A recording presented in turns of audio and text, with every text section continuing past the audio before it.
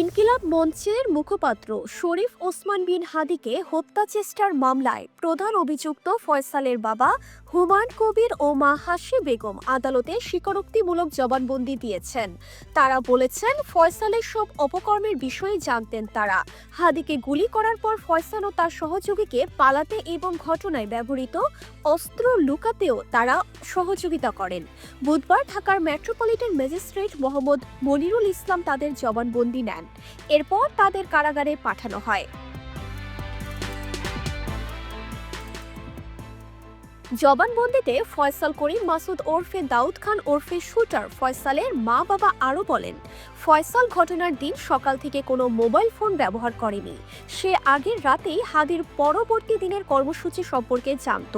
ঘটনার দিন হাদিকে গুলি করে ফয়সাল শেরেবাংলা নগরে তার বোনের বাসায় যায়। ওই বাসায় তার বাবা মা ও বোন ছিলেন। সেখানে গিয়ে ফয়সাল 3টি অস্ত্র তার বাবার কাছে দেয়। এরপর মোটরসাইকেলের নম্বর প্লেট পরিবর্তন করে। পরে সে বাসা থেকে বের হয়ে সিএনজি চালিত অটোরিকশায় ওঠে। তার বাবাই সব ব্যবস্থা করে দেন। ফয়সাল বের হওয়ার সময় বলেছে সে বাংলাদেশ থেকে চলে যাচ্ছে। জবানবন্দিতে ফয়সালের বাবা মা আরও বলেন, ফয়সাল 3টি বিয়ে করেছেন এবং তার একজন বান্ধবী রয়েছে। ড্যাফোডিল ইউনিভার্সিটিতে পড়ার সময় থেকেই রাজনীতিতে জড়ায় সে। এরপর বিভিন্নভাবে আওয়ামী লীগের উচ্চ পর্যায়ের অনেকের সঙ্গে সম্পর্ক গড়ে তোলে।